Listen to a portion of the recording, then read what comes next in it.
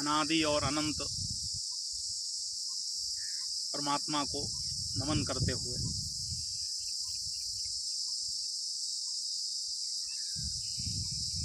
आज का प्रवचन मैं शुरू करने जा रहा हूं।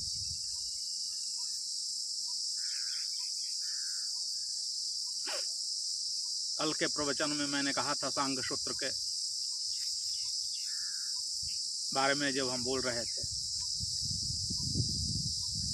कि 3 प्रकार के व्यक्ति होते हैं, क्योंकि 3 प्रकार की प्रकृति होती है। और यह भी हमने कहा था कि कोई शुद्ध तमोगुणी नहीं होता है, कोई शुद्ध रजोगुणी नहीं होता है, कोई शुद्ध सत्वगुणी नहीं हो सकता है।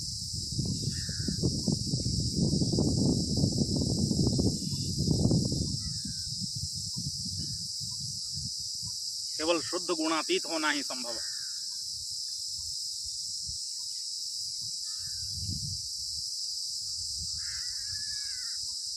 तो पश्चिम में भी कार्ल गुस्ताव जुंग ने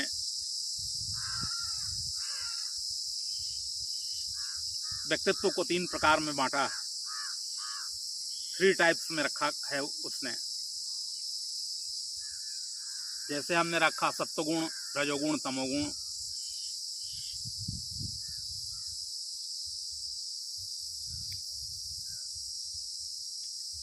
तो उसने कहा है कि इंट्रोवर्ट पर्सनैलिटी, दूसरा एक्सट्रोवर्ट पर्सनैलिटी। पहले 2 ही विभाग किए थे युंग, यानी अंतर्मुखी व्यक्तित्व और बहिर्मुखी व्यक्तित्व। जैसे अंतर्मुखी का मतलब तमोगुण समझ लीजिए,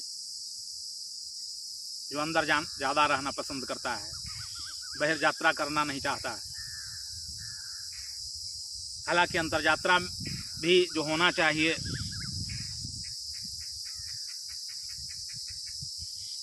वो भी नहीं करता है तमोगुणी, क्योंकि आलस्य कोई यात्रा नहीं है, तो ऊर्जा का ठहराव मात्र है।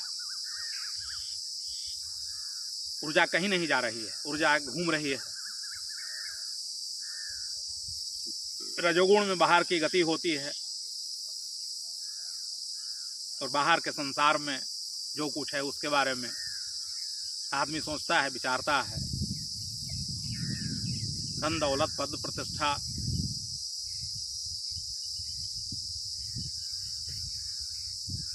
अधिक से अधिक हमारा धन बढ़े कि साम्राज्य बढ़े। तो सत्वगुण के बारे में कोई कंपैरिजन उसने नहीं किया था। युंग महोदय जो थे वो 2 ही प्रकार में किए, अंतर्मुखी पर्सनालिटी और बहिर्मुखी पर्सनालिटी। लेकिन बाद में आलोचनाएं हुई उनकी, क्योंकि और भी विद्वान आए उनके सामने। उन्होंने कहा कि ऐसा संभव ही नहीं है कि कोई एकदम अंतर्मुखी हो जाए, क्योंकि अंतर्मुखी जैसे ही कोई होगा तो फिर उसकी तत्काल मृत्यु हो जाएगी। कोई कितना सो सकता है, कोई कितना आलसी हो सकता है।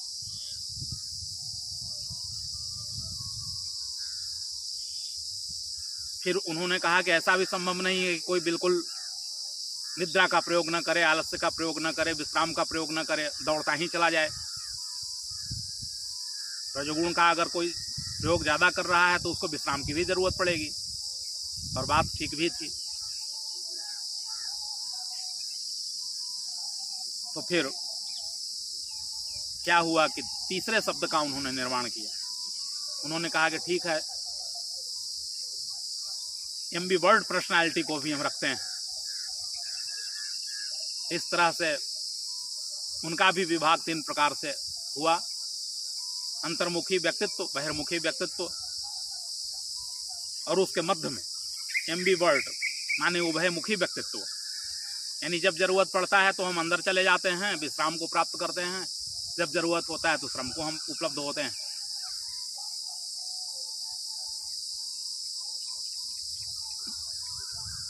जब हुआ तो महापुरुषों की संगति भी करते हैं, शास्त्रों का भी अध्ययन करते हैं। ध्यान के बारे में तो उतना उनको नॉलेज नहीं था, मोटा मोटी उन्होंने मूल्यांकन किया, लेकिन सांख्य शास्त्र जो है वह बड़ी गहरी बात करता है। तो सांख्य शास्त्र के बारे में हमने बहुत कुछ कहा है, थोड़ी बातें और छूट गई है जिसको हम आगे ले चलते हैं, जिससे लोगों को लाभ होगा। वर्तमान समय में यह स्थिति है कि सत्वगुणी व्यक्तित्व जो है खोजना बड़ा मुश्किल है। इस समय तो मिक्सचर चल रहा है, मिश्रण चल रहा है, सत्वगुण और तमोगुण का मिश्रण चल रहा है।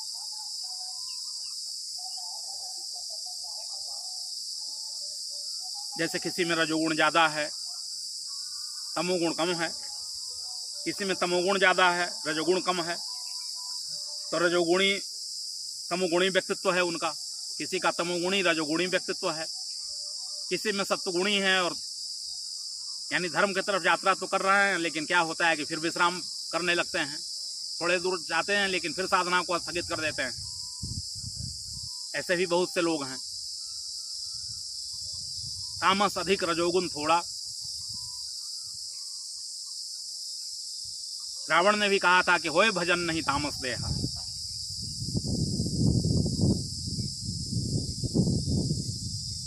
यानी भगवान का हम भजन नहीं कर सकते हैं, हमारे लिए तो बस युद्ध ही उपाय है।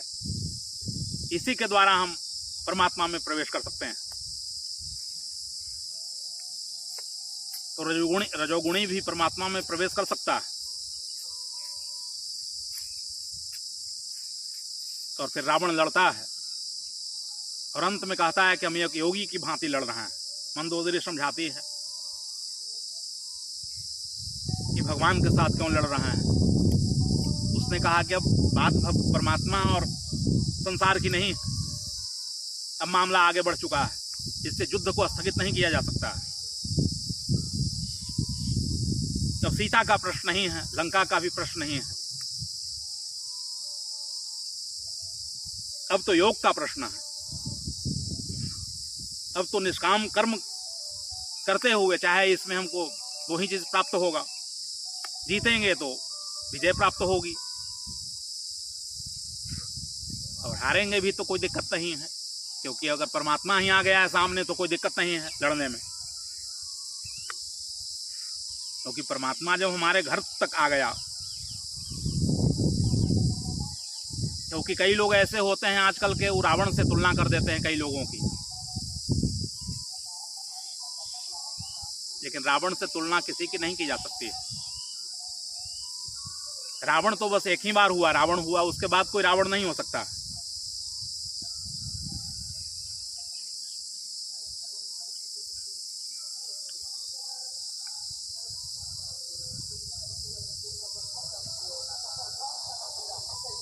इसलिए आजकल के जो व्यक्तित्व जो हैं, आजकल के जो प्रकृति जो है, तीनों सत्व रज और तम, कि कफ पित्त वायु,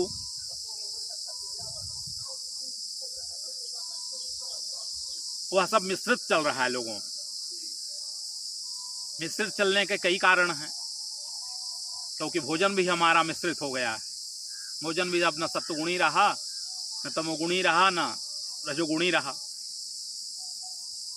क्योंकि वैज्ञानिक कह रहा है कि हम रोज 100 ग्राम खाद खा रहे हैं। दूध भी हम पी रहे हैं तो उसमें भी खाद है, क्योंकि भूसा भी खिलाई जा रही है जानवरों को, गायों को कि भैंसों को चारा भी दिया जा रहा है, कुछ भी दिया जा रहा है। तो खाद की जो मात्रा जो है वो आ जा रही है उसमें, तो वो भी प्योर नहीं रहा। फल भी प्योर नहीं रहे, क्योंकि बिना दवाइयों के तो कोई वृक्ष भी उत्थान नहीं कर पा रहे हैं, कोई फल के भी पौधे नहीं बढ़ रहे हैं, अच्छे फल नहीं दे रहे हैं। बाजारों में भी जो फल उपलब्ध है तो उसमें कार्बाइड द्वारा पका दिया जा रहा है। अभी पकने का मौसम नहीं आया था, पहले पके हुए हम फल खाते थे। कि आम का मौसम आया तो आम खाए, या अंगूर का मौसम आया तो अंगूर खाए, लेकिन अब तो कच्चे ही तोड़ लिया जा रहा है और उसको जबरदस्ती पका दिया जा रहा है। इसलिए अब तो बड़ी सतर्क रहने की जरूरत है।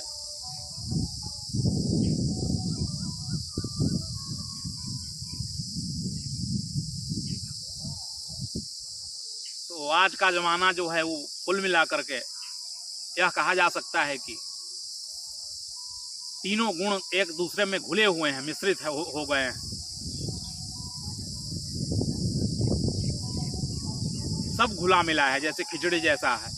आज अगर सांख्य की कोई बात करे तो पता ही नहीं चल रहा है कि पुरुष कौन है कि प्रकृति कौन है,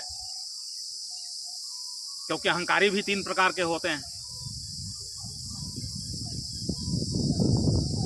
सब तीन तीन में विभक्त हो गया है, फिर और भी उसके प्रकार बन रहे हैं।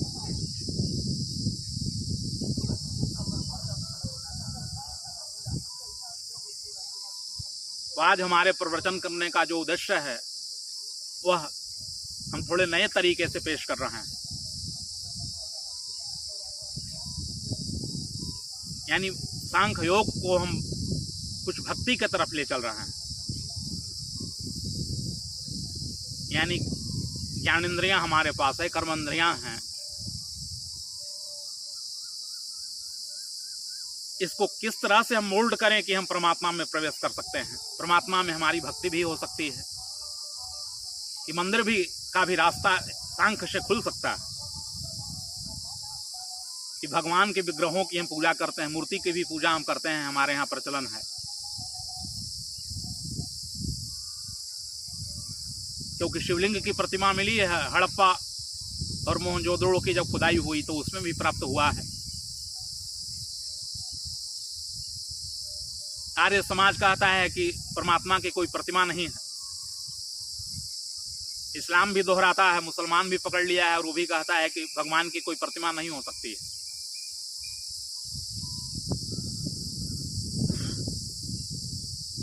यह ठीक है कि परमात्मा की प्रतिमा नहीं हो सकती है, लेकिन उसका दूसरा अर्थ भी है। प्रतिमा का मतलब होता है प्रतिम, यानी अप्रतिम है परमात्मा, यानी उससे किसी की तुलना नहीं की जा सकती। ऐसा भी अर्थ लिया जा सकता है। एक संत से हम अभी सुन रहे थे कि न तस्य प्रतिमा का मतलब हुआ कि अप्रतिम है परमात्मा, यानी उसके जैसा और कोई नहीं है। तो अगर महान आचार्यों ने अगर प्रतिमा की व्यवस्था की, मंदिरों का निर्माण किया गया, तो वह निरर्थक तो हो नहीं सकता था, क्योंकि निरर्थक होता तो इतने पहुंचे हुए हमारे देश में महान जो हुए, ऋषिगण जो हुए, महात्मा हुए, तो उन्होंने कुछ न कुछ तो ध्यान में रखते हुए उसका निर्माण किया होगा। व्यर्थ तो कुछ है नहीं,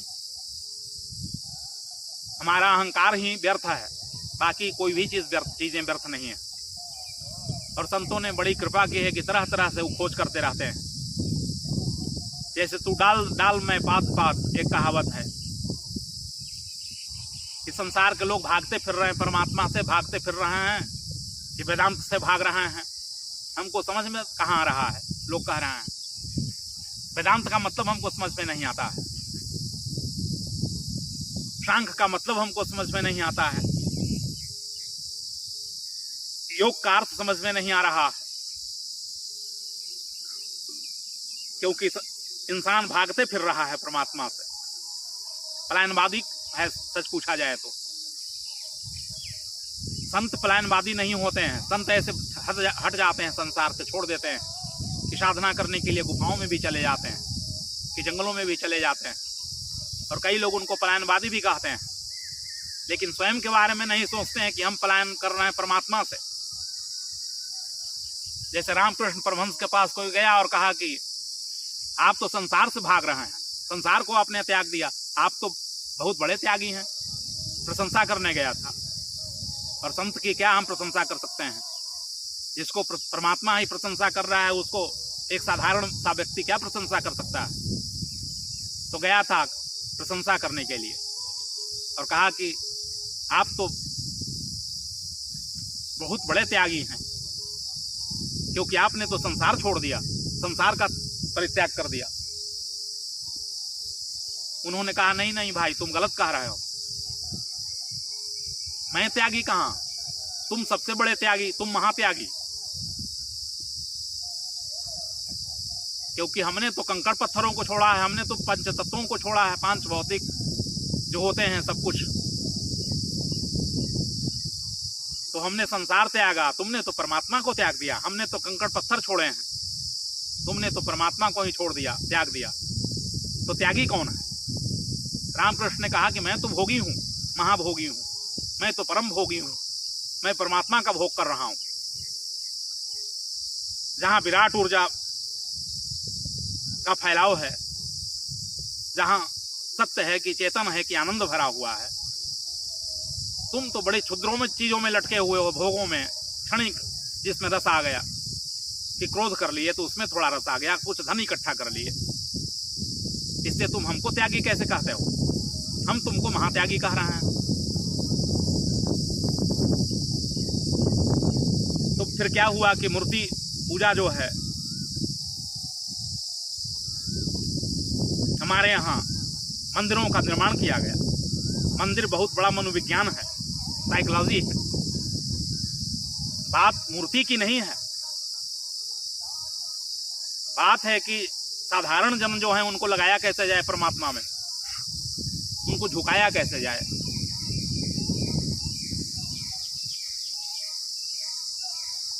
तो उनके लिए कुछ करना पड़ेगा, उनके लिए कुछ मेहनत करनी पड़ेगी, उनका दिमाग मोड़ना पड़ेगा, उनको लगाना पड़ेगा किसी तरह से। फिर बाद में देख लिया जाएगा, बाद में जब अंदर प्रवेश करेंगे तब तो फिर वही आएगा कि जो सांख्य कहता है, कि जो वेदांत कहता है, कि जो उपनिषद कहते हैं, कि जो वेद कहते हैं। लेकिन तो अभी बड़ी दिक्कत है समझाना।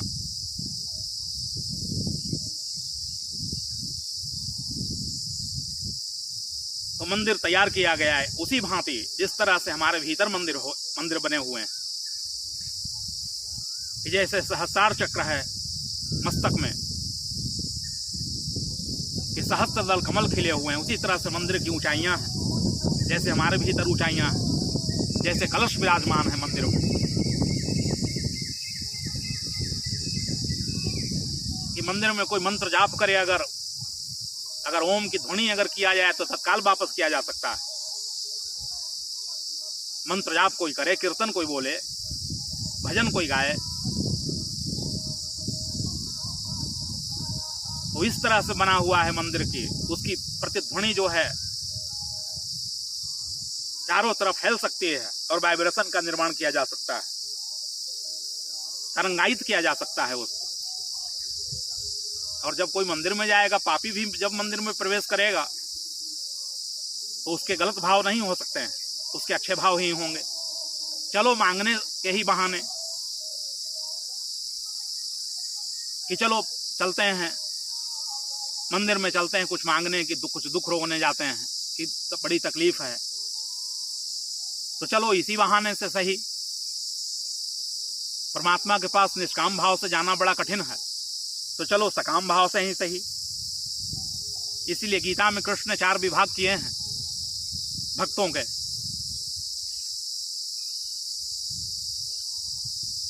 जैसे उन्होंने कहा है कि भक्त 4 प्रकार के होते हैं।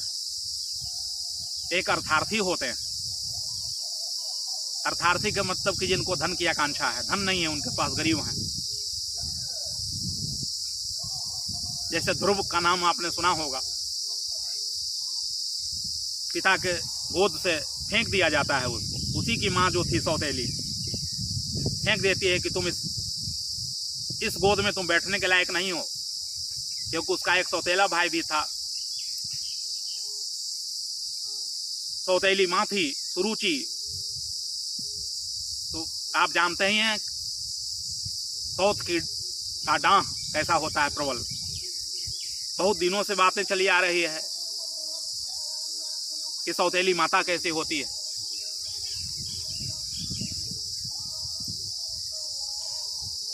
जब फेंक दिया जाता है तो उसकी माँ कहती है कि घबराओ नहीं बेटे, अगर तुमको गोद में ही बैठना है तो इस साधारण पिता के गोद में बैठने की क्या जरूरत है। अगर बैठना है तो भगवान विष्णु की आराधना करो जाकर के, और गोद में उनका बैठो जाकर के, जहाँ की सब कुछ भरा हुआ है। और फिर छोटा सा बच्चा, बहुत कम उम्र का 5 साल का बच्चा, और उसमें भाव जागृत होता है, माँ जगाती है। फिर रास्ते में नारद जी मिल जाते हैं, वो समझाते हैं कि इतने कम उम्र में कहाँ जा रहे हो जंगलों में, क्योंकि पहले हमारी परंपरा थी कि जैसे ही वैराग्य कुछ हुआ तो आदमी जंगल में चला जाता था, एकांत में अपना आराधना किया। अब तो क्या है कि तीर्थों को भी लोग होटलों में तब्दील करते चले जा रहे हैं, वहां भी प्रदूषण फैलाने की चेष्टा कर रहा है, क्योंकि आदमी जहां ज्यादा जाने लगेगा तो फिर वह तीर्थ नहीं रह जाएगा।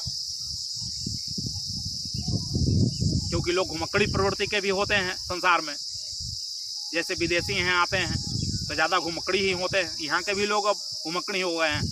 चलो 4 धाम की यात्रा करते हैं, कोई चारों धामों से उनको मतलब नहीं है, मतलब है कि बस देख लेते ही नहीं आँखों से, थोड़ा घूम घाम करेंगे, खाएंगे पिएंगे, होटलों में रहेंगे, आनंद करेंगे, फिर अपना आ जाएंगे घर।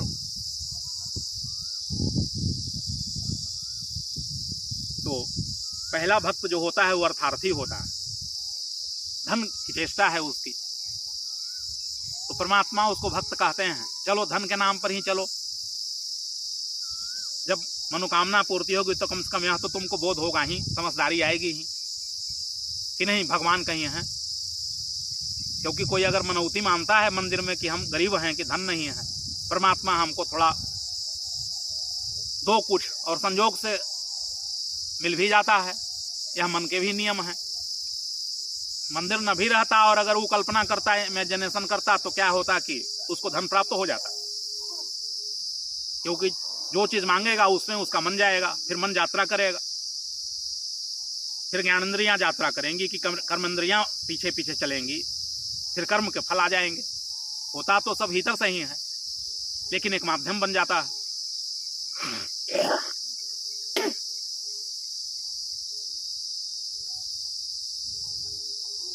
तो पहला भक्त जो है वह अर्थार्थी है।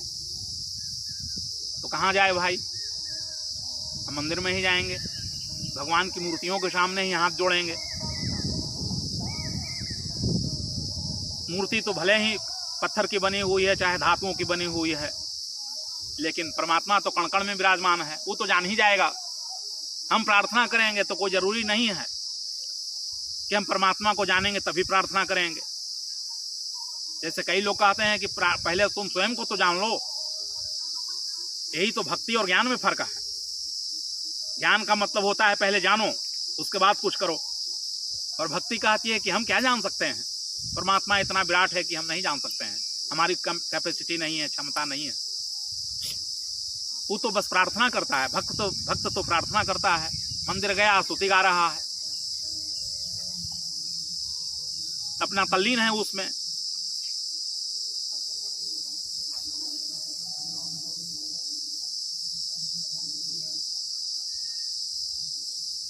लेकिन परमात्मा को तो पता ही है कि स्तुति हमारी ही हो रही है। स्तुति किसकी हो रही है, या स्तुति करने वाले को ज्ञान नहीं है कि हम किसका कर रहे हैं। वो तो एक अंदाज भाव लेकर के अपना प्रार्थना गा रहा है, कि स्तुति कर रहा है, कि भजन कर रहा है, और बस उसको यही करना चाहिए। उसको, भक्तों को इन बातों की चिंता नहीं होती, तो बस मान लिया, विश्वास कर लिया, श्रद्धा कर लिया। श्रद्धा विश्वास रूपिणम, श्रद्धा और विश्वास जिसके पास है, बस भक्ति श्रद्धा और विश्वास पर टिकी हुई है कि कोई ना कोई तो होगा, कोई ना कोई है। इसी जमीन से क्या हो रहा है कि कहीं से मिर्च पैदा ले रहा है जो कि बिल्कुल तीखा है, कहीं से फल पैदा ले रहे हैं तो बिल्कुल मीठे हैं, कहीं से ऐसे चीज भी पैदा ले रहे हैं जो कि खट्टे हैं। तो जरूर कहीं ना कहीं कोई होना चाहिए, मिट्टी तो एक ही है। तो भक्त श्रद्धा करता है, विश्वास करता है, भक्ति का नींव जो है श्रद्धा और विश्वास है।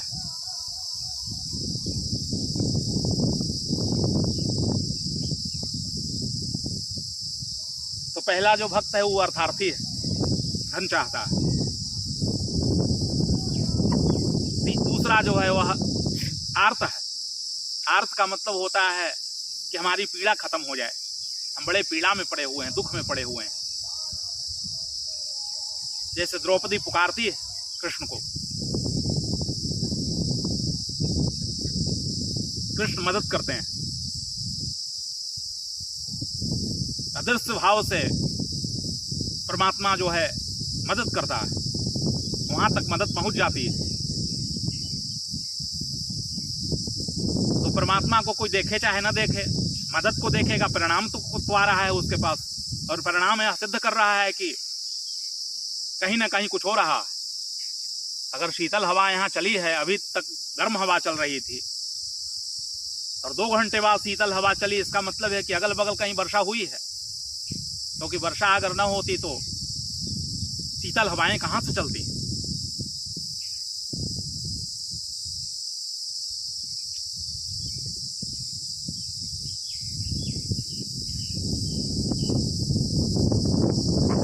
और तीसरे प्रकार के जो भक्त होते हैं उनको जिज्ञासु कहते हैं। उन्हें तो अर्थ की चिंता कर रहे हैं, धन उनको चाहिए नहीं, धन से संतुष्ट हो गए। सांसारिक पीड़ाओं के लिए भी परमात्मा को परेशान नहीं कर रहे हैं।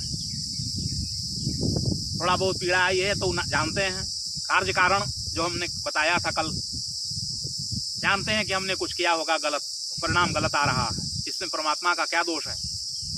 इससे उसको एक्सेप्ट कर लेते हैं, स्वीकार करके आगे बढ़ जाते हैं।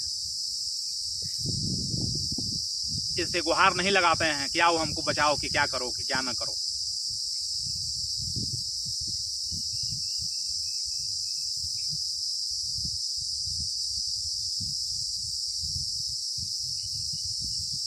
जैसे हमने सुना है कि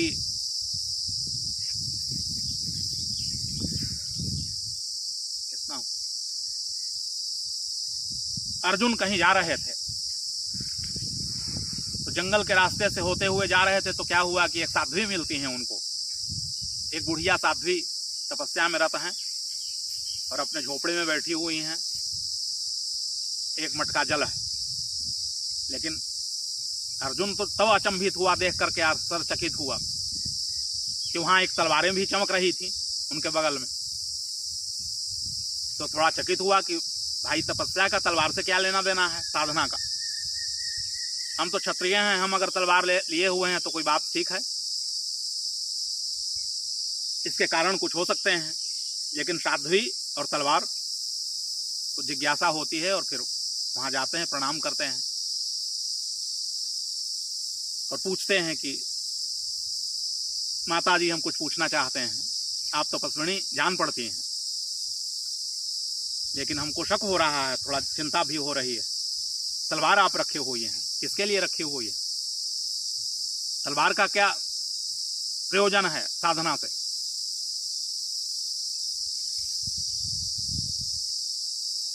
वह वृद्धा जो साध्वी जो थी, वो कहती हैं कि तुम इसको नहीं समझ सकते हो। अर्जुन कहता है कि नहीं, हम समझना चाहते हैं।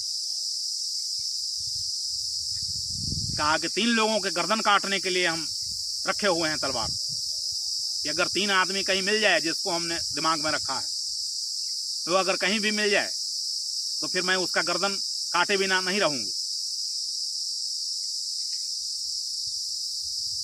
तब तो अर्जुन और चौंका, कहा कि तब तो और जिज्ञासा बढ़ा दिए आप, कौन कौन से हैं लोग वे 3?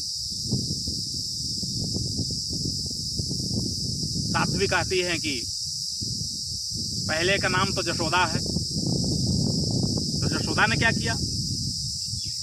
जशोदा ने क्या किया? जशोदा ने कृष्ण को इतना परेशान किया बचपन में कि उतनी लीला परमात्मा नहीं करता।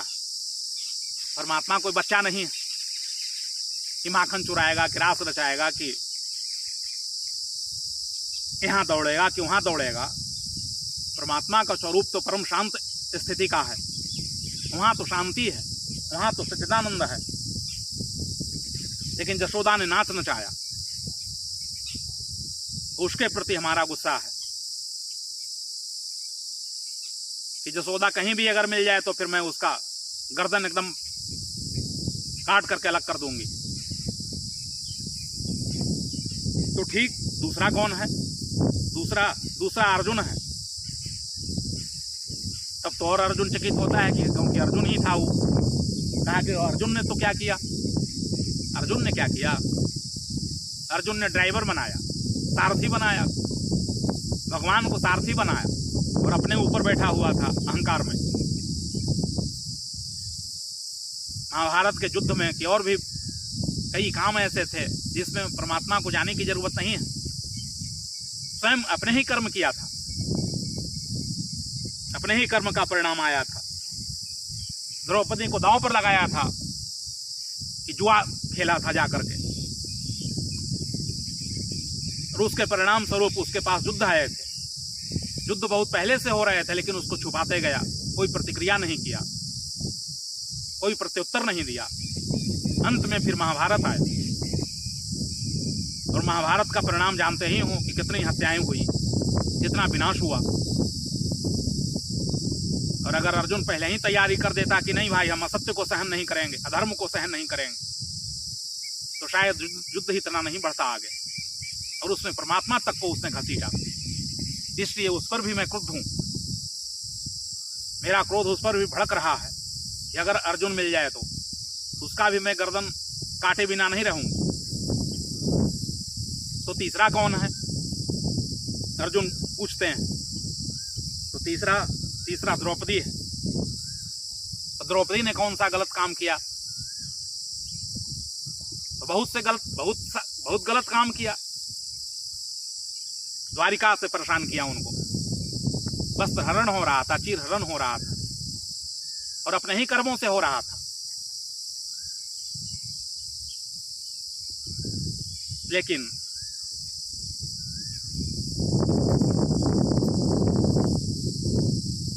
क्या होता है कि कृष्ण को पुकारता है, कृष्ण को परेशान करता है, और द्वारिका से आना पड़ता है उनको। क्या जरूरत था यह कहने के लिए कि अंधे के पुत्र अंधे होते हैं? तो कहने का मतलब है कि ज्ञानी व्यक्ति जो होता है वह परमात्मा पर कुछ भी थोपता नहीं, कोई डिमांड उसका नहीं होता। तो कार्य कारण के नियमों को भलीभांति जानता है और शांत रहता है। परमात्मा से उसको प्रेम होता है, वह भी एक भक्त की श्रेणी है। मुमुक्षु है वो, मोक्षा चाहता है, उसकी चाहत कि हम मुक्ति को उपलब्ध हो जाएं, हम समाधि को प्राप्त करें, हम परम तत्व को उपलब्ध हो जाएं। एक हुआ अर्थार्थी, दूसरा हुआ अर्थ, तीसरा हुआ जिज्ञासु।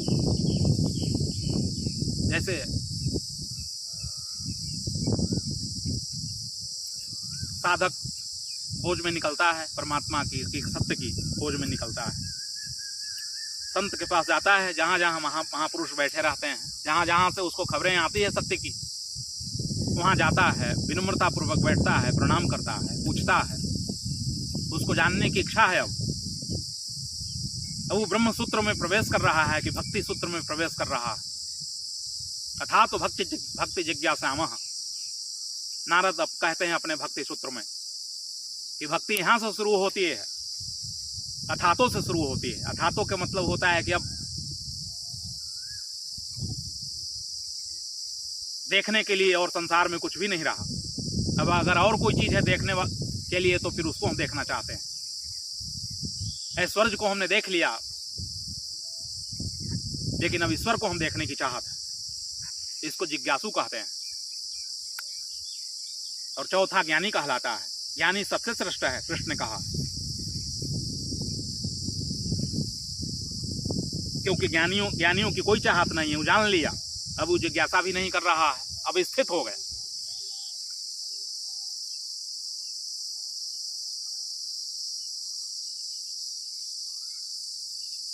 तो हम भक्ति में कैसे प्रवेश करेंगे? शांख को कैसे डाइवर्ट किया जा सकता है भक्ति में? क्योंकि शांख कहता है कि इंद्रियों पर विजय प्राप्त करो, प्रकृति पर विजय प्राप्त करो, तीनों गुणों को जीतो, गुणातीत हो जाओ। लेकिन भक्ति का लाइन अलग है, वो कैसे गुणातीत होगा? वो भी हो जाएगा, थोड़ा सा मोल्ड करना है उसको, बस रास्तों को बदलना है, त्यागना नहीं है, समझना है उसको लगाना है परमात्मा में। जैसे सर्वप्रथम हम ज्ञानेंद्रियों को लेते हैं, पंच ज्ञानेंद्रियों का हम प्रयोग कर रहे हैं भक्ति में, क्योंकि भक्ति में इंद्रियों का परित्याग नहीं करना है, इंद्रियों को जीतना नहीं है, इंद्रियों को भगवान में लगाना है। तो पांचों ज्ञानेंद्रियों को हम परमात्मा में लगा सकते हैं। जैसे आंख पहला हम लेते हैं,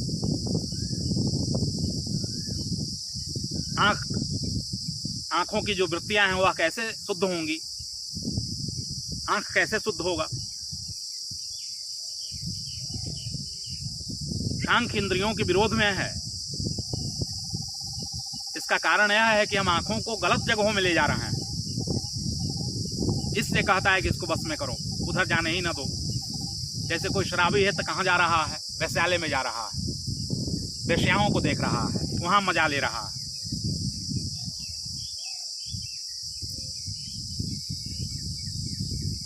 शराब खाने में जा रहा है, वहां देख रहा है।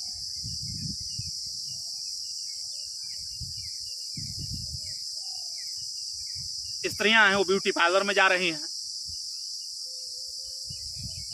हजारों हजार रुपये बर्बाद कर रही हैं, कि फिल्मी हॉल में जा रही हैं तो मॉल में जा रही हैं।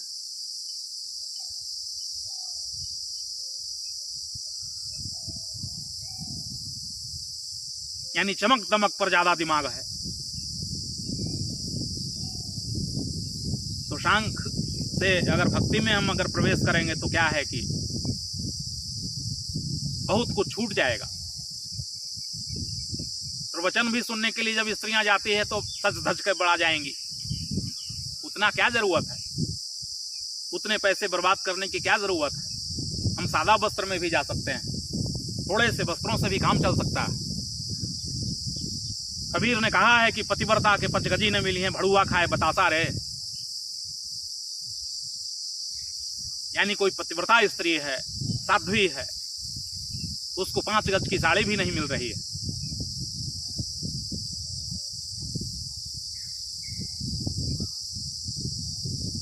और व्यर्थ के जो लोग हैं, जो वेश्याओं के साथ रहते हैं, जो उनके एजेंट हैं, या और भी जो एजेंट हैं,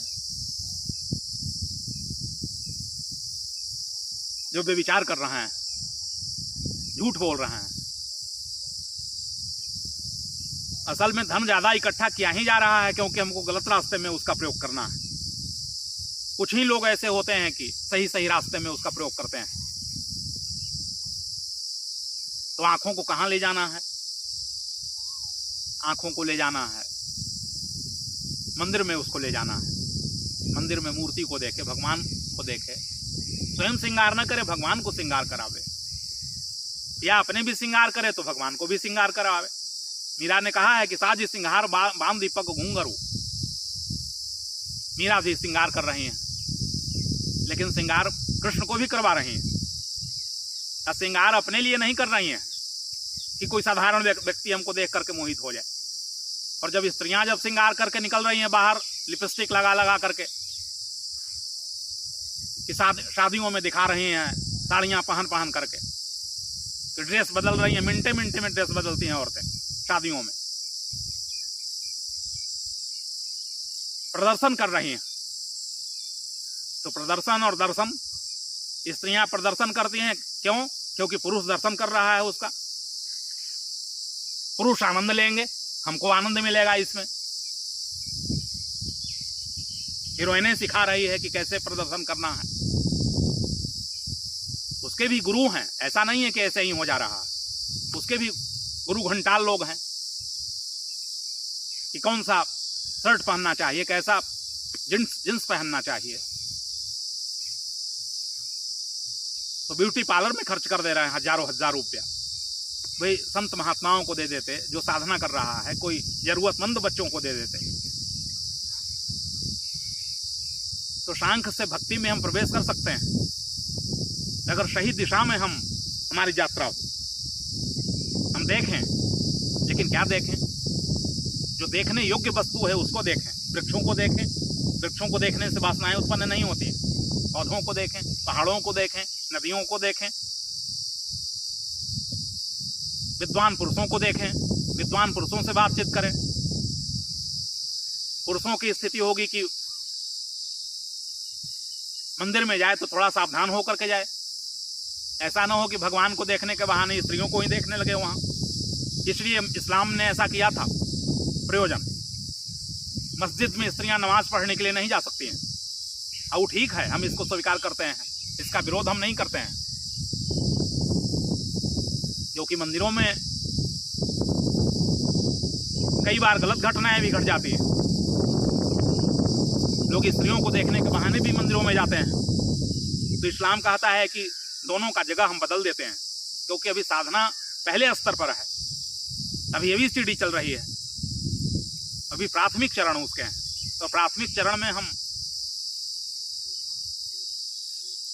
एक इकट्ठा अगर हम बैठें, अगर एक खूबसूरत स्त्री बगल में बैठी हुई है, बगल में एक पुरुष भी नमाज पढ़ रहा है, और इंद्रियां चंचल हैं, इंद्रियों का स्वभाव ही चंचल है, मन चंचल है, अभी मन बस में नहीं हुआ है, अभी हम करने जा रहे हैं, अभी तपस्या में हम शुरू करने जा रहे हैं, अभी हमारी तपस्या पूरी नहीं हुई है, तभी सजग रहने की जरूरत है।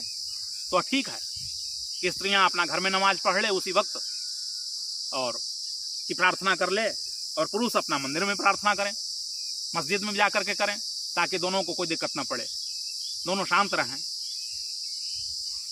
और जब आगे की साधना बढ़ती है तब तो उसमें कोई दिक्कत ही नहीं पड़ती है कि कहाँ स्त्री बैठा कि कहाँ पुरुष बैठा, लेकिन वो आगे की बात है। अभी प्रारंभिक हम बातें बता रहे हैं साधकों के लिए, जो प्रारंभिक साधक हैं, अभी जो प्रवेश भी नहीं किए हैं, तो आंखों को कहाँ लगाएं, ऐसे जगह लगाएं जहां की उनका मन शांत होता है।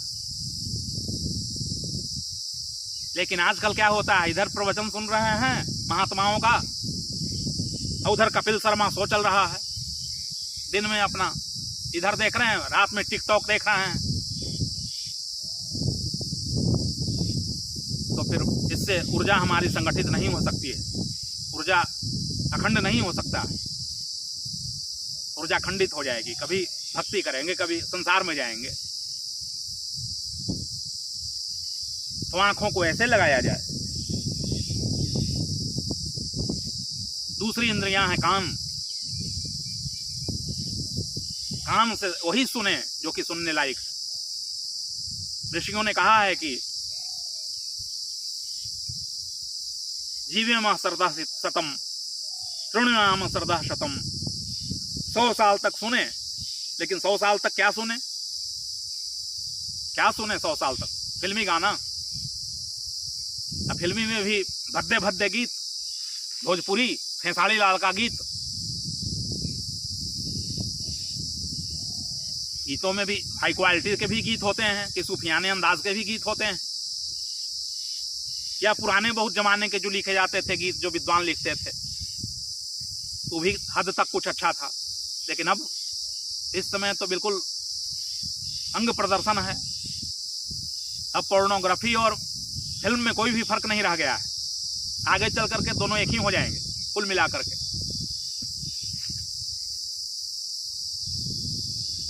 तो कान को कहाँ लगाना है? भजन हो रहा है, कीर्तन का हो रहा है, वहां लगाए जा करके।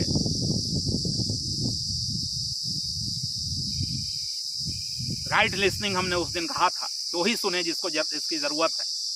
कान को वहां लगाएं, क्योंकि कान भी भोजन करता है, आंखें भी भोजन करती हैं।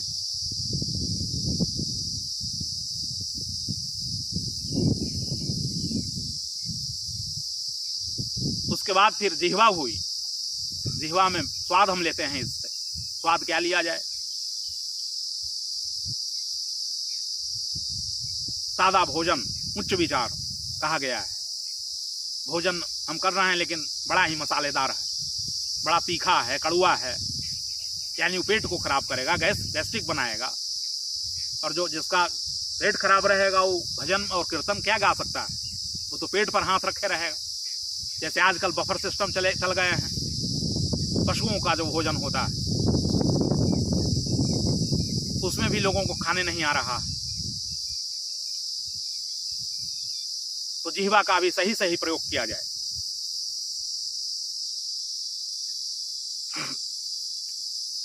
नासिका से ठीक ठीक सुगंध दुर्गंध लिया जाए।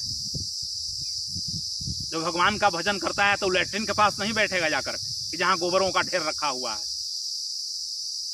क्योंकि वहां जब जाएगा तो उसके नाक में दुर्गंध घुसेगा और फिर उसका ध्यान से मन हट जाएगा। इसलिए तो संत चले जाते थे पहाड़ों में कि गुफाओं में कि गंगा जी के तीर पर कि कोई नदियों के किनारे कि वृक्ष बहुत भरे हुए हैं, कि फूल खिले हुए हैं, कि चिड़ियां चहक रही है। तो स्थान का भी चुनाव करना।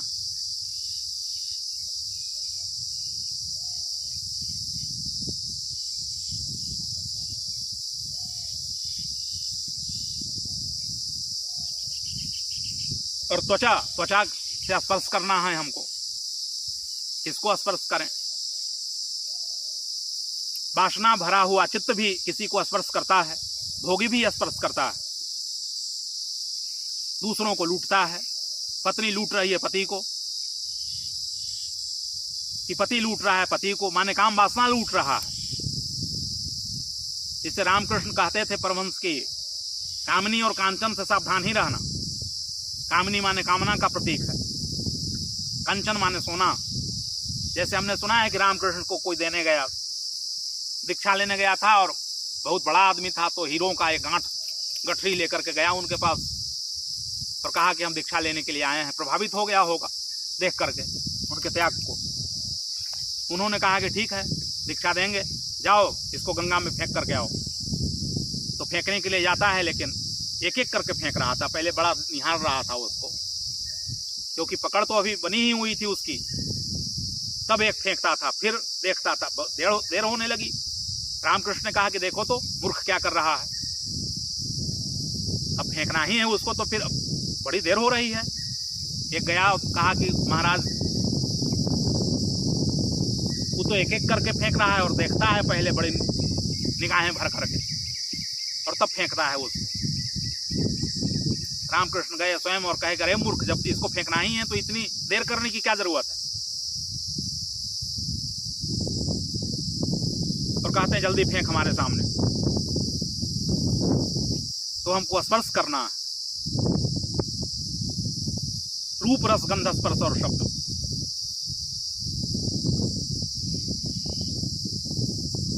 कोई गरीब का बच्चा है, उसको थोड़ा सहला दीजिए, उसको थोड़ा स्पर्श करिए। कोई उसको देखने वाला नहीं है। अमीर के बच्चों को तो सब कोई सहला रहा है, सब कोई उसको महत्व दे रहा है।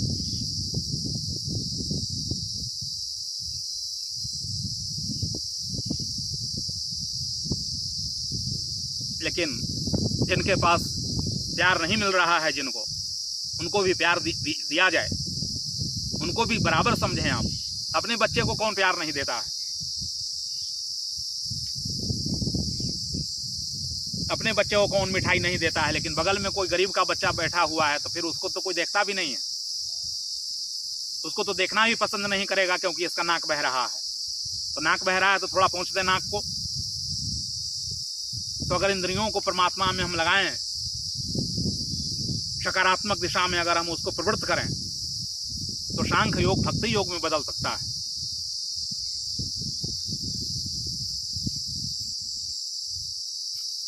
जैसे हमने सुना है कि एक बौद्ध कथा के बारे में कि एक सन्यासी थे, चंदनाभ उनका नाम था। बौद्धों की परंपरा के संत थे, तो चंदनाभ उनका नाम था, बुद्ध की परंपरा में थे। और वो कुछ नहीं किया करते थे, मंदिर में रहते थे, प्रतिमा थी भगवान की, और बड़े ही सरल प्रकृति के थे।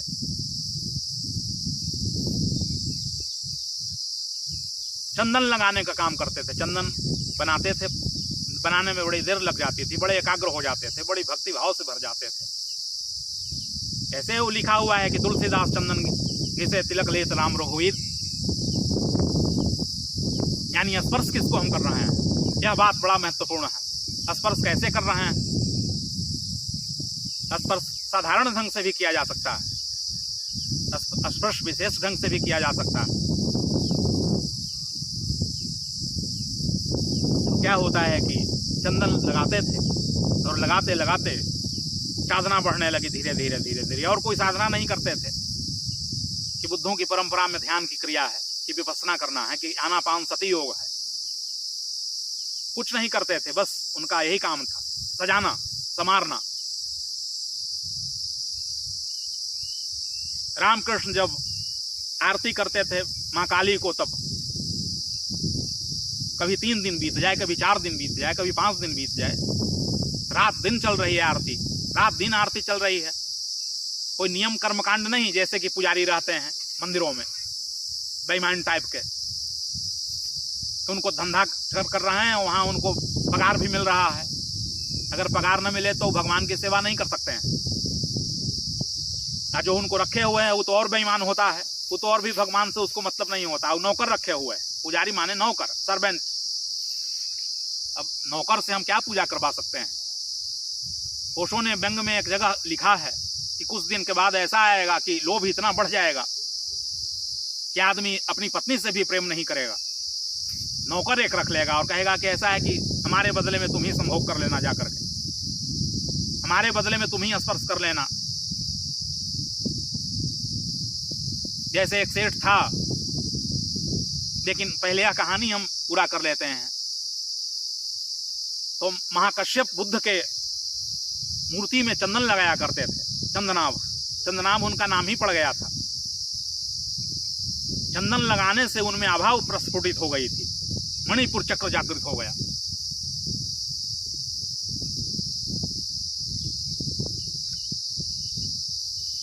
जब रात में चलते थे तो प्रकाशित रहते थे, जैसे चांदनी का, चांद की चांदनी फैली हुई है चारों तरफ।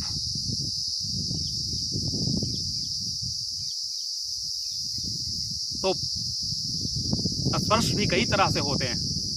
अगर सही सही स्पर्श अगर आप कर सकें तो फिर क्या होगा कि आप इंद्रियों को डाइवर्ट कर सकते हैं। स्पर्श आपका गलत नहीं हो सकता है। कोई वेश्याओं को जाकर के स्पर्श कर रहा है, भोगी वहां लगा हुआ है, कोई शराब के बोतलों को स्पर्श कर रहा है।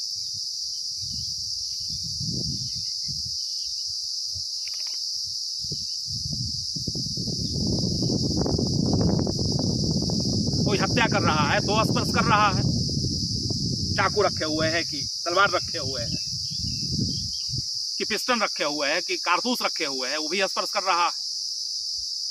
तो उसका स्पर्श जो है वह विनाशकारी होगा, घातक होगा। वो कभी भी अपनी साधना को मोड़ नहीं दे सकता है, तो उसकी साधना नेगेटिव हो जाएगी। वो तो दुखों का भागी होगा, जन्मों जन्म तक दुख प्राप्त करेगा। जिससे बुद्ध कहते थे कि चोरी, हत्या और व्यभिचार और शस्त्र बेचना, शराब बेचना, अगर ये सब कार्य अगर कोई कर रहे हैं तो फिर उनकी कोई भी गति नहीं हो सकती है। उनको तो और प्रकृति द्वारा दंडित किया जाएगा, वो दंड के भागी होंगे।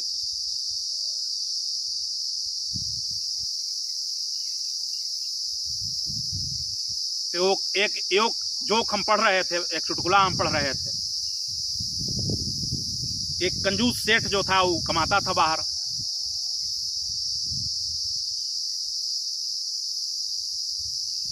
और उसकी पत्नी बड़े सरल विचार की थी, तो बच्चों को पढ़ाना था, तो काम वाला है तो आया हुआ है, उसको पेमेंट देना है, तो कभी पैसा न भेजे वहां से, बड़ा कंजूस। कभी कुछ चिट्ठी में लिखे, कभी कुछ चिट्ठी में लिखे। एक बार तो उसने लिखा कि प्रिय, मैं तुम्हारे लिए 20 चुम्बन भेज रहा हूं।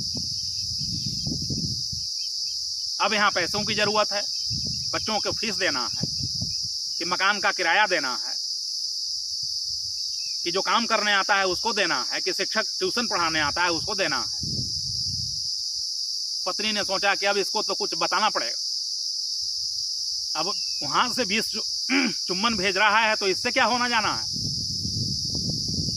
कि चुम्बन भी कोई भेजने की चीज है कि कहीं इंग्लैंड से हम चुम्बन भेजेंगे कि व्हाट्सएप में भेज देंगे? पहले तो व्हाट्सएप भी नहीं था, तो चिट्ठी में लिखी जाती थी कुछ न कुछ बातें। तो क्या करता है कि एक चिट्ठी यह भी लिखती है, कहा कि ऐसा है कि अब पैसे भेजने की भी जरूरत नहीं है, अब तुम शांत ही रहो अपना, क्योंकि 5 चुम्बन हमने दे दिया है जो ट्यूशन पढ़ाने के लिए मास्टर आता है उसको। अब 5 चुम्बन हमने दे दिया वह जो घर की सफाई करने आता है, झाड़ू बहारू करता है, 5 जाकर के स्कूल फीस में जाकर के जमा कर दिए हैं, और 5 रखे हुए हैं, जहां जहां जरूरत पड़ेगी उसका इस्तेमाल करेंगे। तो जिस व्यक्ति को कुछ ज्ञान नहीं है, स्पर्श का बोध नहीं है, वो ज्ञान की तरफ कैसे जा सकता है? इसलिए 5 इंद्रियों को सही दिशा में लगाए। इसके बाद 5 कर्म इंद्रियां आती है, कर्म करने वाली इंद्रियां, जैसे मुंह बोलने का कार्य करती है, लेकिन क्या बोलना है? राइट स्पीकिंग होना चाहिए, समयक होना चाहिए क्या बोलना है, क्योंकि बोलने से ज्यादा उपद्रव हो रहे हैं। जितनी लड़ाइयां हो रही है दुनिया में वो बोलने से होती है। आज आप देखिए पत्रकारों को कितना बवाल मचा हुआ है, लोग बड़े रस लेते हैं, व्यर्थ के वाचन हो रहे हैं। 4-5 लोगों को बुलाया जा रहा है, उनसे प्रश्न पूछे जा रहे हैं, फिर टोका टाकी, एक दूसरे का कोई सुन नहीं रहा है, और लोग बड़े मजे ले रहे हैं क्योंकि इन बातों को देखने में लोगों को बड़ा मजा आता है। जैसे 2 साधु लड़े आपस में, शास्त्रार्थ करें, गांव में लड़ाई झगड़ा होता है। जैसे हम एक गांव में रहते थे राजस्थान के, तो प्रवचन हम कर रहे थे कि मोक्ष सबसे सुंदर वस्तु होती है।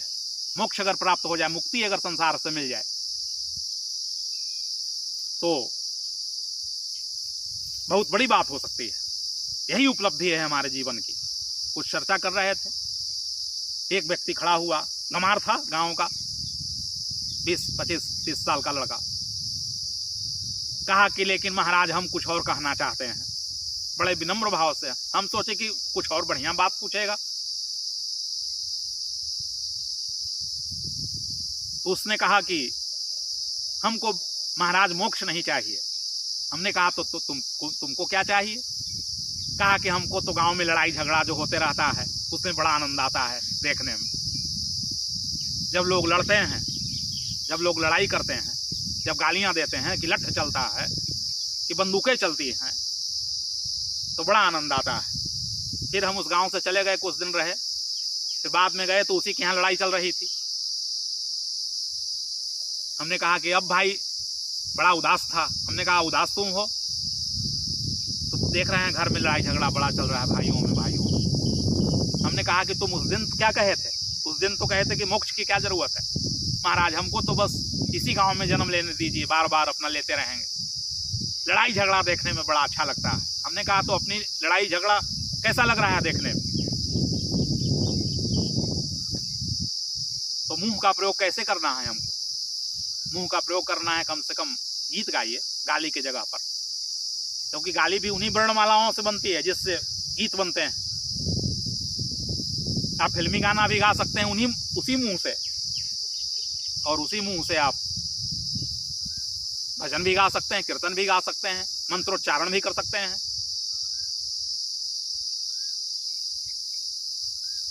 यह सही प्रयोग हुआ मुंह का, बोलने का सही प्रयोग किया गया, और हमारी इंद्रियां निश्चित रूप से ही कर्म इंद्रियां डाइवर्ट हो जाएंगी और परमात्मा की तरफ चली जाएंगी। हाथ है तो हाथ का क्या करना है, क्योंकि दूसरी कर्म इंद्रिय है हाथ, तो हाथों से हम एक दूसरे को, दुश्मनों को हम मार भी सकते हैं, तमाचा भी किसी को दे सकते हैं, थप्पड़ भी मार सकते हैं। अधिकतर लोग ऐसे हैं इन हाथों का वही प्रयोग करते हैं, हाथों का गंदा ही प्रयोग करेंगे।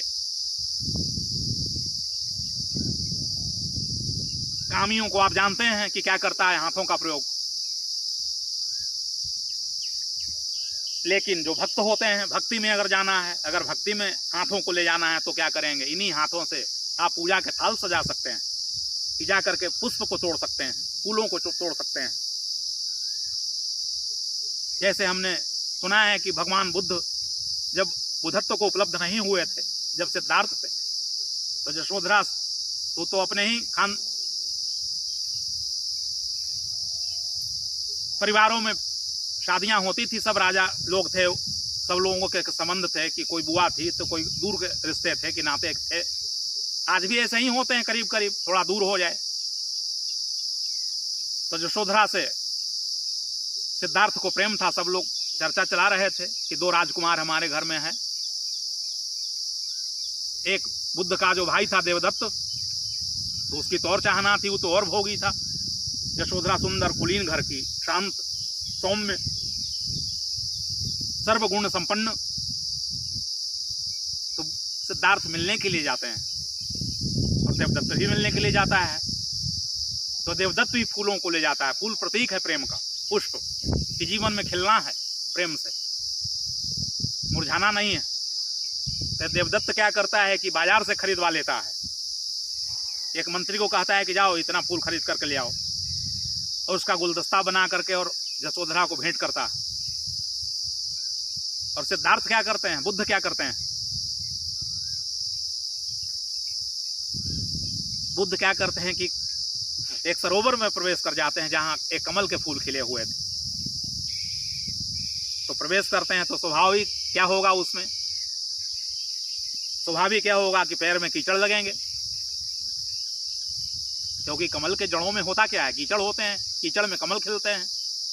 तो अपने ही जाते हैं, प्रवेश कर जाते हैं उसमें, पांव पूरा खराब हो जाता है। तो यशोधरा जब मिलती है तो देखती हैं कि इनका पैर खराब है, माने समझ जाती है यशोधरा कि फूल कहाँ से लाए हैं, इन्होंने खुद ही चल करके लाया है पुष्प। इससे उनके पुष्पों को स्वीकार कर लेती है। देवदत्त को कहती है कि कहाँ से लाए हो पुष्प, बाजारों से। और बाजारों के पुष्प का क्या मूल्य है, और आज यही भी यही होता है। जैसे कई जगह जैसे गए, जैसे शिवरात्रि में एक जगह जाते हैं तो सब इकट्ठा किया हुआ है पहले से ही। जो घटिया किस्म के जो भक्त जो आते हैं वो कुछ नहीं कर सकते हैं, कोढ़ी हैं उनका स्वभाव, कोढ़ उनको हो गया है, हाथों में कोई क्षमता नहीं है, 10 कदम चल नहीं सकते हैं कि बेलपत्र तोड़ करके लाएं शिव पर चढ़ाना है। उनको सब कुछ मिलेगा, अपना बेलपत्र मिल जाएगा, कि फूल मिल जाएगा, कि फला मिल जाएगा, टीका मिल जाएगा, जो सामग्रियां, वो तो दुकान चल रहा है। साधु भी दुकान चला रहा है, महात्मा, दुकानदारी से ज्यादा कुछ नहीं हो रही है। ओशो ने कहा है कि कुछ लोग मंदिर को दुकान बना लेते हैं और कुछ लोग दुकान को मंदिर बना लेते हैं। दुकान को भी मंदिर बनाया जा सकता है अगर लोभ का भाव न हो तो वहां हम देखते हैं कि कोई बेलपत्र भी अपने हाथों से तोड़ करके नहीं लाता, उसके लिए भी 4-5 आश्रम के में नौकर बैठे हुए हैं और उनको बिल्कुल सब रेडीमेड दे दिया जाएगा चढ़ाने के लिए। आराम से अपना ओम नमः शिवाय करके ढोंग फैला करके और फिर चले जाएंगे। लगेगा कि कितने पहुंचे हुए शिव के भक्त हैं। तो अपने हाथों का प्रयोग कीजिए, ऐसे परमात्मा नहीं मिलेगा, ऐसे शिव तत्व प्राप्त नहीं होते हैं, ऐसे शिव नहीं मिलेंगे। जब यशोधरा को आप देख रहे हैं कि क्या देख रही है कि अपने हाथों से ले आया है, अपने पैर को कीचड़ में फैला दिया है। धतूरा जब आप तोड़ने जाएंगे शिव के लिए तो आपके हाथ में कांटे भी चुभ सकते हैं। बेल पत्र तोड़ेंगे तो उसमें भी कांटे होते हैं, बेल की पत्तियों में। तो हाथों को लगाइए इस तरह से।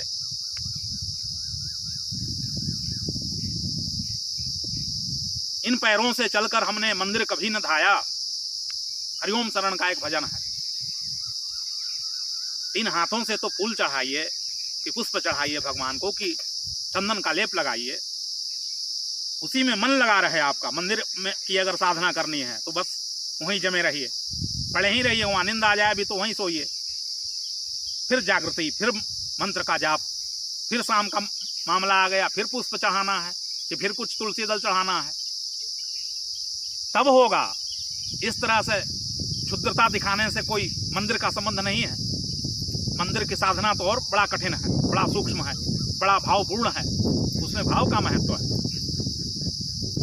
तो उसमें गणित नहीं है, मैथमेटिक्स नहीं है, सांख्य मैथमेटिक्स है कि 25 तत्वों की चर्चा कर देता है और कहता है समझो इसको ध्यान के माध्यम से। मंदिर कहता है कि भाव संपन्न बनो, भाव के अतिरिक्त तुम्हारे भीतर कुछ न रहे, चालबाजियों को छोड़ो। और इस समय तो चालबाजियां इतनी भरी हुई है लोगों में कि मत पूछिए। हम तो लोगों को चालबाज के सिवाय और कुछ देखते ही नहीं है। हर चीजों में बुद्धि का प्रयोग करना, चालबाजियों का प्रयोग करना। तो दूसरी कर्मेंद्रिय हमारी है वह हाथ है। तीसरा है इन पैरों से चलकर हमने मंदिर कभी न धाया, किसी से तीर्थ यात्रा करिए, इसको वैश्यालय में न ले जाइए इन पैरों को, दारू जहां पीने वाले बैठे हुए हैं वहां न ले जाइए इन पैरों को, सही जगह इन पैरों को ले जाइए, इन पैरों को गड्ढे में न गिराइए ले जाकर। यह पैर आपको काम दे सकता है, यह पैर साधन बन सकता है कि मंदिरों का दर्शन करिए, कि भगवान की मूर्ति को थोड़ा देखिए आंखों से। यह नहीं कि बस पूजा की और बस भाग आए वहां से, कि आरती ऐसे की है 2-3-4 बार और बस खत्म हो गया, क्योंकि भी डर रहे हैं कि घी ज्यादा ना खर्च हो जाए, कि हाथ ज्यादा घुमाना पड़ेगा। तो मैं साधकों के लिए आज की जो चर्चा जो मैं कर रहा हूं वह मंदिर के साधकों के लिए मैं कर रहा हूं, भक्ति के साधकों के लिए मैं कर रहा हूं, कि उनको कुछ शायद लाभ मिल जाए। तो हरिओम शरण का गीत कहता है कि ऐसा हुआ कि इन पैरों से चल करके हम कभी मंदिर भी नहीं गए। गांव में मंदिर था, मंदिर बने हुए थे, कई मंदिर गांव में पड़े हुए हैं जहां पूजा तक नहीं हो रही है, कोई जा तक नहीं रहा, कई ठकुरबाड़ी पड़े हुए हैं और वहां कोई देखने भी न जा रहा, और ऊपर से बड़ी भक्ति की बात कर रहा, बड़ा ज्ञान की बात कर रहा, गप्पे लड़ा रहा, उतना देरी कीर्तन गा सकता था। लेकिन नहीं, ऐसा संभव नहीं है।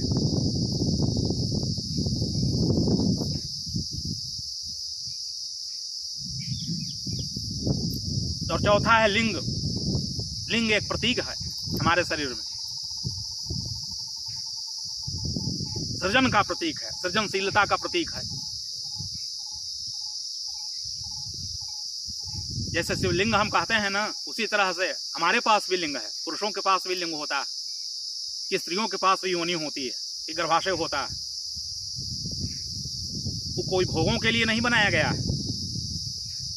आजकल के तो स्त्रियों को आप देखेंगे निरीक्षण करके, तो 100 में से 80-90% स्त्रियों का गर्भाशय निष्कासन किया जा रहा, उसका ऑपरेशन किया जा रहा, क्योंकि भोग करते करते करते करते उसमें षडांध पैदा ले रहा है, सड़ जा रहा है गर्भाशय, और यूटेरस को निकालना पड़ रहा।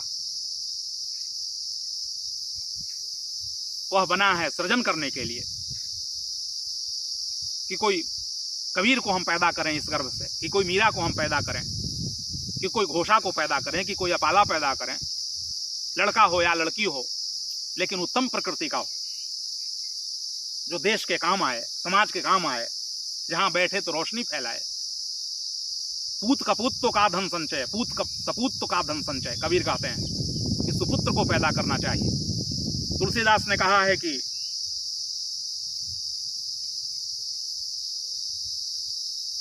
और कबीरदास ने भी कहा है कि साधु सती और सूरमा, 3 ही चीज लोगों को पैदा करना चाहिए माता को, या तो साधु पैदा करे, या तो सती स्त्री लड़की को पैदा करे कि आगे चल करके साध्वी बन जाए, चाहे सतीत्व को प्राप्त करे, पतिव्रता बने, या तो शूरमा बने, योद्धा बने। तुलसीदास ने भी कहा है कि उस माता का गर्भ व्यर्थ है जिसने उत्तम पुत्रों को पैदा नहीं किया, उत्तम संतान को जिसने पैदा नहीं किया। तो लिंग जो एक चिन्ह मात्र है, तो उसको हम माध्यम बना सकते हैं। अगर हमारे भीतर भाव, ज्ञान, शक्ति, क्रिया, तपस्या, सतर्कता अगर हमारे भीतर है, तो हमारा संभोग जो है वह भोग बन करके नहीं रह जाएगा। एक भोग होता है और एक संभोग होता है। जैसे मनु और शत्रुपा संभोग करते हैं,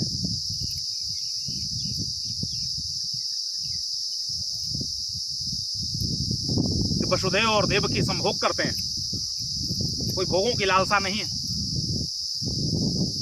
तभी कृष्ण जैसा बालक उत्पन्न होता है, तभी कबीर जैसे बच्चे उत्पन्न होते हैं, तभी रविदास उत्पन्न होते हैं, ये तभी सारे संत महात्मा उत्पन्न हुए हैं उसमें से। वह गलत नहीं है, आने का मार्ग जो है वह गलत नहीं है। वो गलत ढंग से जब उसका हम प्रयोग करते हैं तो क्या होता है कि विनाशात्मक हो जाता है। रावण भी पुत्र होता है पैदा किसी के द्वारा, क्या किसी पैदा करती है, क्या क्षीरा श्रेणी थी, और विशेषरवा ऋषियों के संतान थे, ऋषि थे। हालांकि उसकी सोच अलग थी, उसने सोचा कि संस्कृति, रक्त संस्कृति और देव संस्कृति दोनों को मिला करके हम नया पुत्र पैदा करते हैं। ऐसा होता फिर नहीं है, वो तो फिर प्रतिक्रिया हो जाती है, उसमें रिएक्शन हो जाता है। तो हम इंद्रियों का, ज्ञानेंद्रियों का, कर्मेंद्रियों का, पंच महाभूतों का हम समय की दिशा में हम उसका प्रयोग कर सकते हैं। पंच तत्वों का मतलब होता है कि जल तत्व का प्रयोग हम समय करें।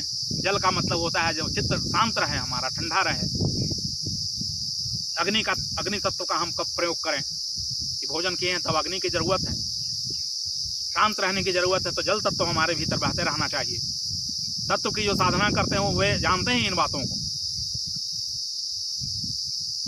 और जानते रहते हैं कि अब आकाश तत्व आया, कि अब हमारे भीतर जल तत्व आया, कि अब हम शांत हो रहे हैं तो जल तत्व है, शीतलता आ गई।